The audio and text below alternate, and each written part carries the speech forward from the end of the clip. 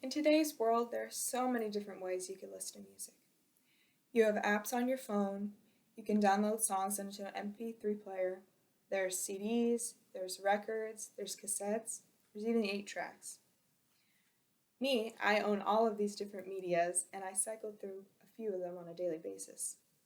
I actually went to a record store last night in Bloomington and I bought a new vinyl and a new CD. But today I want to inform you, communication students, on vinyl records.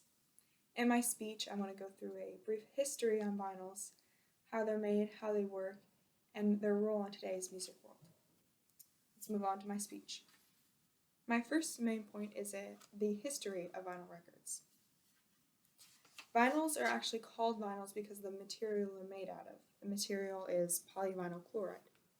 Before this material was used, there were shellac records. One major difference between the shellac and the vinyls was the shellac could play one 5-minute long song, while vinyls could play 21 minutes of music on each side. Also, shellac records were very fragile. These are the records that if you drop on the ground, they shatter into 1,000 pieces. If you dropped a vinyl on the ground, it would be okay. I got this information from an article called Beyond the Needle, History of Vinyl Records on the Victrola website. The first vinyls were released commercially in the 1930s, but this flopped because it was during the Great Depression. People could not afford the vinyls or the vinyl players. They were reintroduced in 1948 by Columbia Records, and this is when they really took off.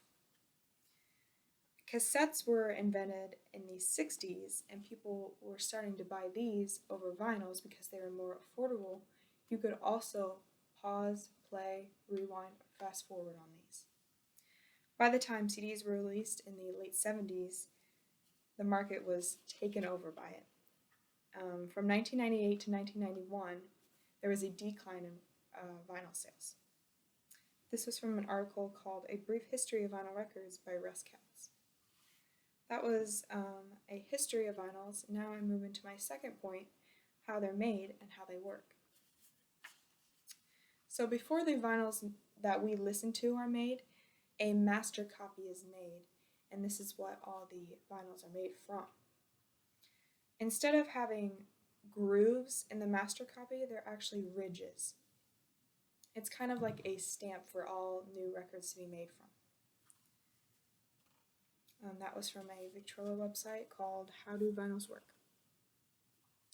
So once the master copy is made, they take a small puck-shaped ball of the polyvinyl chloride, they call this a biscuit. They label it and they put it into a machine to get pressed against the master copy. 100 tons of pressure and a lot of heat are used to melt and mold around that master copy. It's then cooled and the excess is trimmed from the outside. That was from an article by Mark Henshaw called How Are Vinyl Records Made? Now onto how they work.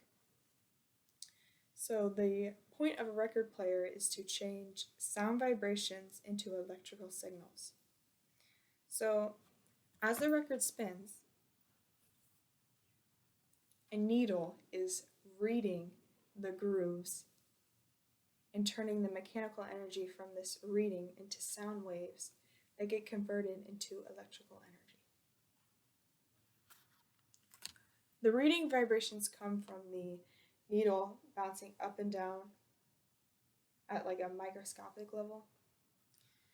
These are transmitted down into a bar that's pressed against the needle and it creates an electrical signal. That was from an article by Mark Butcher called How Does Vinyl Work? The electrical energy is then fed into an electrical amplifier to amplify or make it louder. That's from a Victrola article called How Do Vinyls Work? That was a little bit about how they work and how they're made. Now I want to move into my last point of vinyls in today's music world. In 2008, there was an increase in vinyl record sales, and this was the first time since 1984. January 27 showed the highest number of vinyls sold since 1991, and in 2018 alone, there was 9.7 million vinyl record sales. That came from the Victrola website, Beyond the Needle, History of Vinyls. Russ Katz from his article says that this increase in sales is thanks to indie rock, more record stores opening, and just the novelty of having those vinyls. In a CNBC article by Sarah Whitten, this year Taylor Swift's Evermore actually broke a record. The record was the most vinyls sold in 1 week.